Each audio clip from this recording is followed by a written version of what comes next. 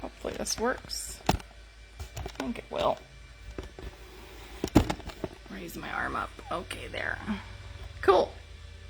Okay, hey everybody, we are downstairs because, yeah, it's sewing day. I'm so sorry I couldn't be here yesterday, but, yeah, I didn't feel good at all, like at all.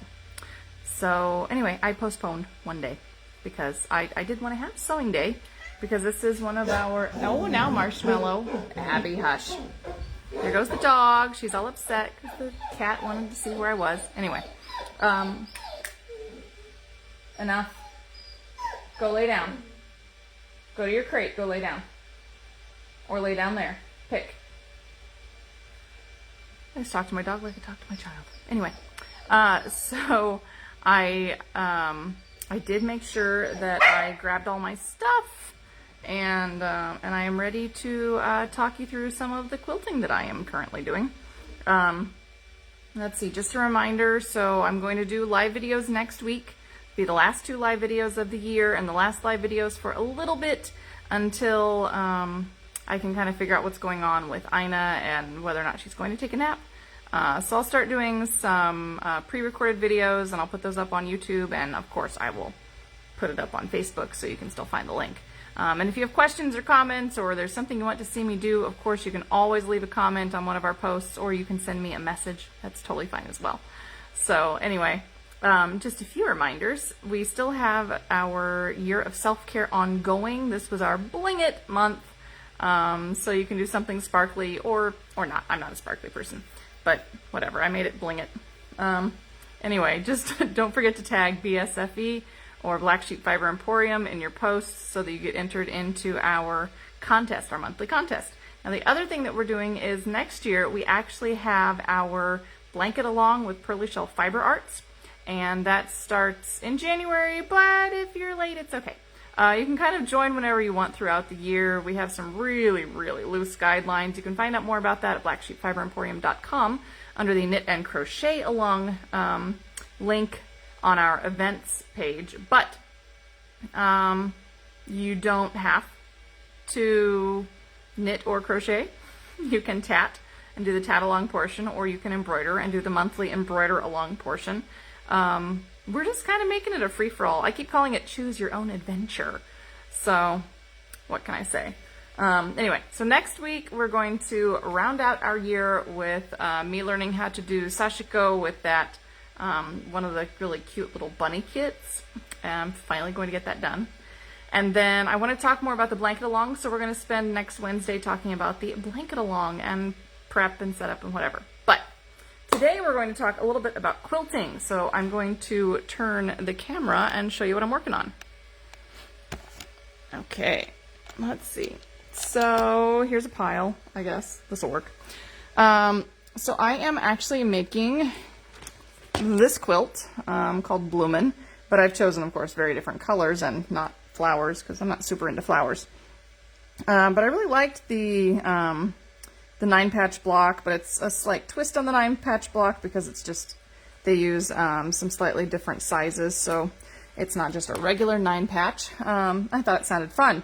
So I cut out all of my squares, but what that meant was, once I cut all of my squares out, that I needed to sew them together. So what I chose to do today was to actually do some chain sewing, and what that means is I sew each set of blocks together, and you don't cut them apart until you are completely finished. So I actually have 60 of these. I'm not sure why I'm making 60 because I'm supposed to have 42 blocks, but whatever, I made it bigger, which is common for me.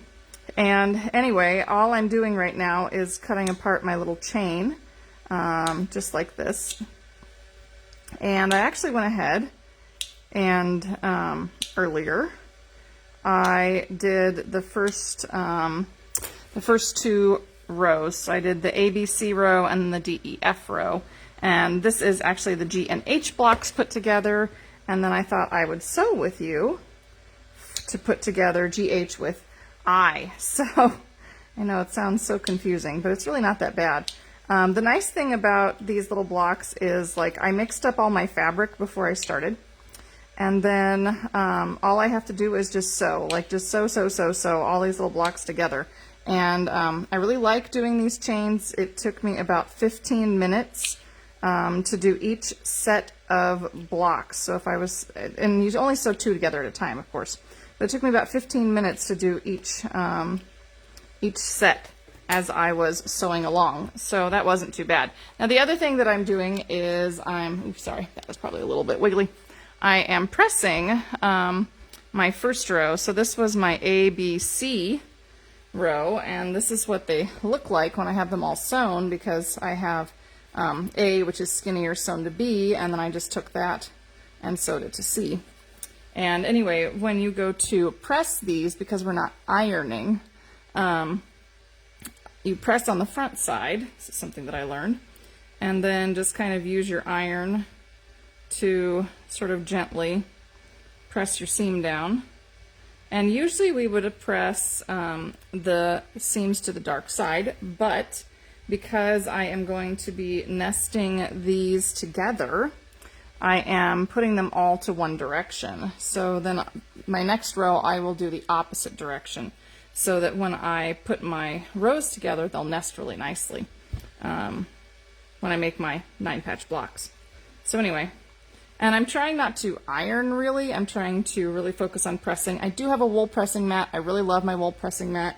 If you're doing any kind of sewing, I totally recommend wool pressing mats. They make it really nice. I've also been making a pile, and I've been using kind of the residual heat from the blocks that I'm pressing to continue to allow my seams to sort of set by placing them upside down like this.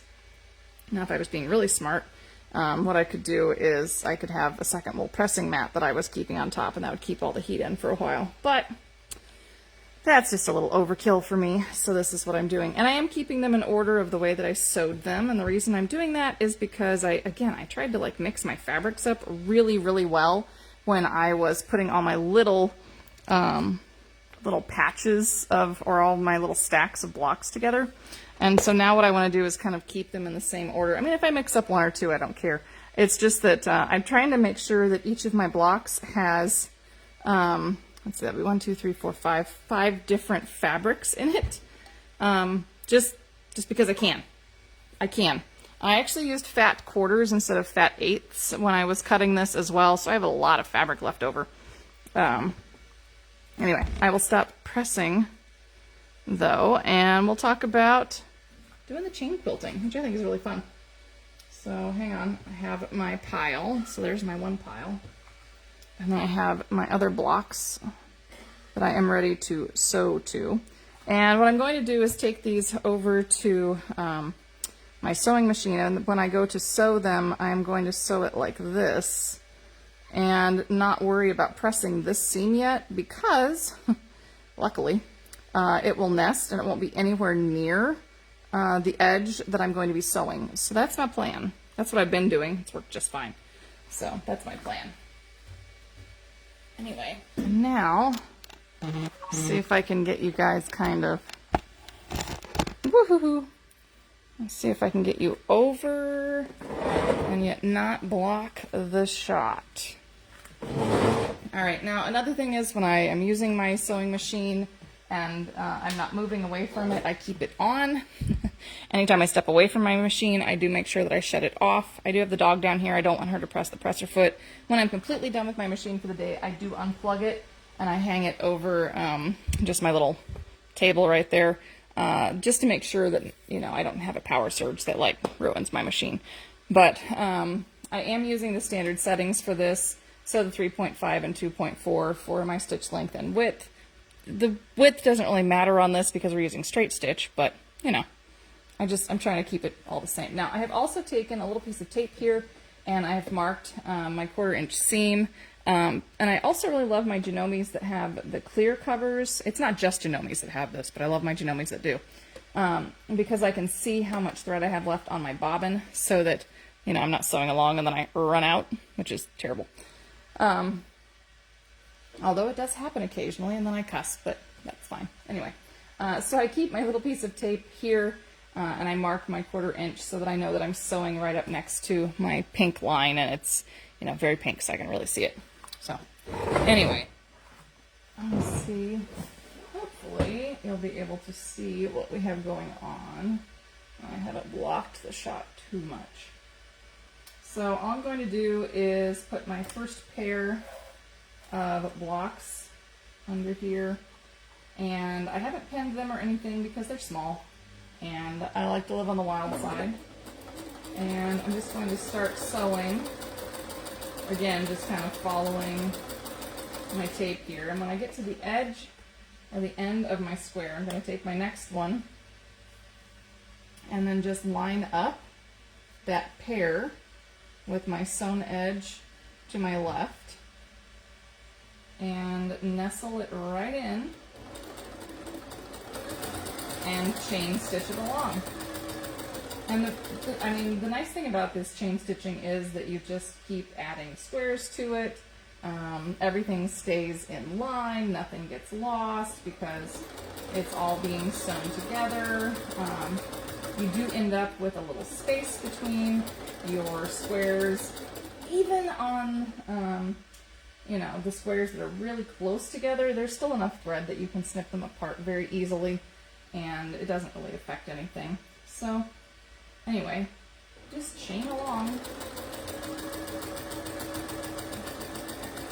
And once I'm done with this, then I'll actually go ahead and I will press all 3 sets of rows, and then I will once again chain stitch and match up my first 2 rows. I'll press that open, and then I will chain my last rows again and cut them all apart and press it open. And I'll have 60 9-patch blocks by the time that I'm done that I can play with. And I haven't decided if I'm going to use all 60 blocks and make like a really big quilt, or if I am planning to maybe use part of them to make like pillowcases. I don't know yet.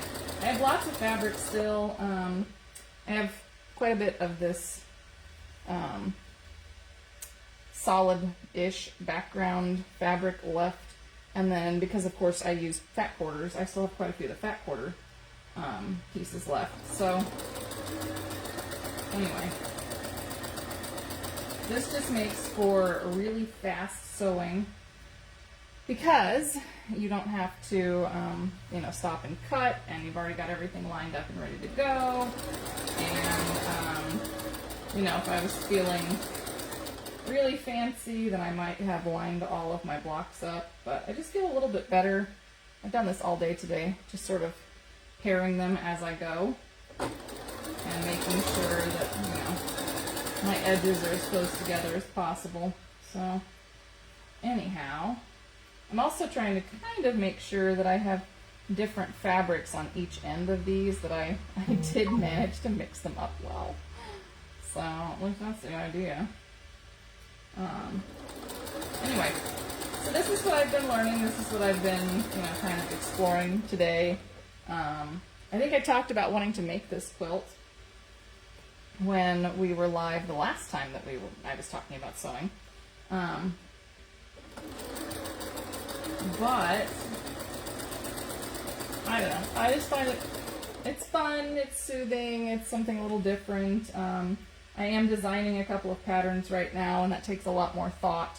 I also need to start designing some Mediterranean knotted lace patterns, which is also going to take some thought. So the nice thing about this is that I'm following someone else's pattern. I don't have to think as hard, and I can just sort of sew away and put it together. So I will keep you guys apprised of what happens. I'll do some videos in the next few weeks about you know, what I'm working on and what I'm sewing, and you know, I'll let you guys in on all of that.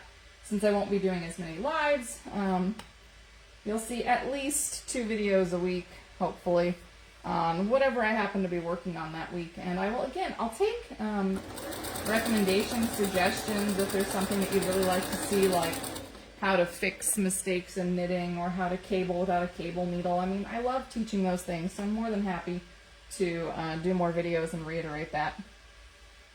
So anyway, alright guys, I'm going to keep working away here.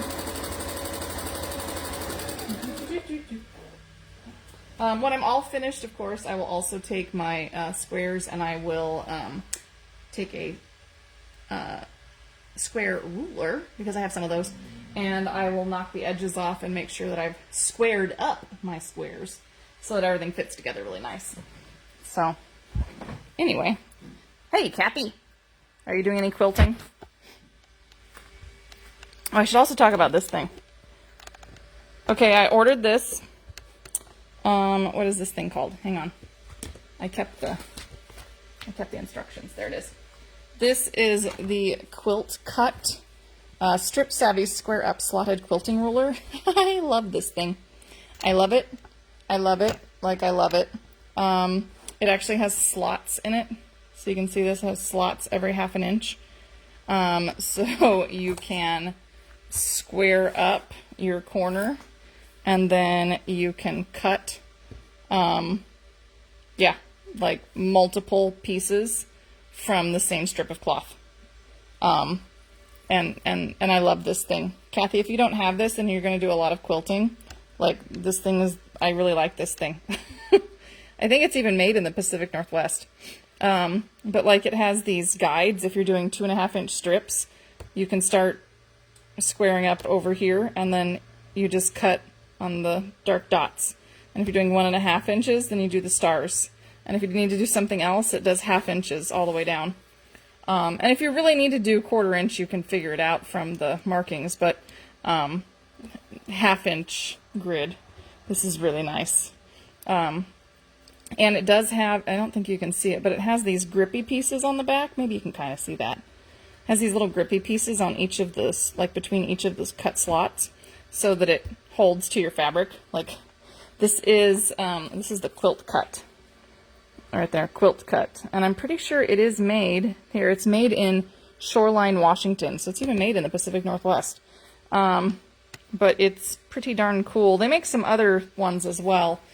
But I settled on this one, and they have a bigger one. This one, this is like the 12 inch. But it's 12 inches, and then it's like longer than 12 inches on one side because it's got, you know, overflow for your cutting. But I really, like, I'm so glad that I bought this now. It made cutting all of my squares super fast, which I don't usually like doing squares like this. A lot of times I like strip quilting, where, you know, you sew a couple of strips together, then you cut them. But I knew for this one, because of the patchwork aspect of it, that wasn't going to work. Anyway, I really like this thing. I really like it a lot. Like, I like it a lot. So, anyway, put this back up. There we go. All right, so those are some of my small tips. So I'm not like a super advanced quilter. This is my, technically, let's see, 1, 2, 3, 4. This is like my 5th or 6th quilt, technically. I haven't finished one of them yet, so I don't know if that one really counts. So it's either number 5 or number 6. And I was originally going to keep this for my guest bedroom, but I don't know. I might end up giving it to my mom if she wants it. I might make it a Christmas gift next year. We'll see. So I hope my mother is not watching this, but she might forget, so it's okay. Anyway, those are some of my, like, my best tips, honestly, are, chain quilting is your friend. Like, honestly, you know, I can put 60 sets of something together in 15 minutes when I'm sewing. That's not bad. And you saw how I was doing it. I mean, I'm taking time in between to match my fabric edges together. So, you know, it's still magically fast for me, anyway.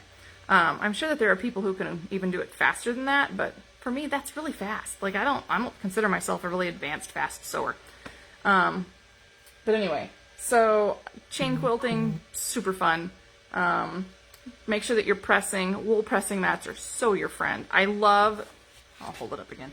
I love the QuiltCut. I love it. I'm so glad that I bought this. I love this thing.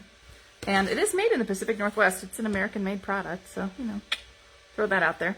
Anyway, and I'm really looking forward to seeing how my 9 patch blocks come together into this quilt, because I don't buy like a ton of quilting magazines, but this one had several that I really liked. So I decided I was going to start with this one and make it. And then I bought a couple of quilting kits as well. So you guys are just going to keep going along on my little random quilting journey as I keep putting up videos. But we will be next week doing Sashiko on Monday. Tuesday we're going to talk about the blanket along. And then starting next month, I'm going to start going to, again, pre-recorded videos, just make it a little easier on myself with Ina's changing schedule. Because she's growing up. She was 40 inches tall, so she's in the 97th percentile for her age and height, which is, she's pretty tall. Put it that way, she's pretty tall. So I gotta make my kids some more clothes too, because she needs longer tunic length things, and that's totally fine. Because I bought lots of fabric so that I can do that. And see, you know, quilt kits. Sometimes you just want a kit. Sometimes it's fun to put it together yourself, like this one. Sometimes you just want a kit. Which is why we offer knitting kits and crochet kits and embroidery kits as well. So don't forget to check out our sale. We do still have 2 days left on our sale. So today is 20% off of lace weight. Tomorrow, I believe, is... What is tomorrow? Oh, it's a surprise. It's the surprise. So anybody who orders tomorrow is going to get a little extra surprise in their order. So as long as you've ordered at least $25 worth of something, then every purchase gets a little extra surprise. And you don't know what it is because it's a surprise.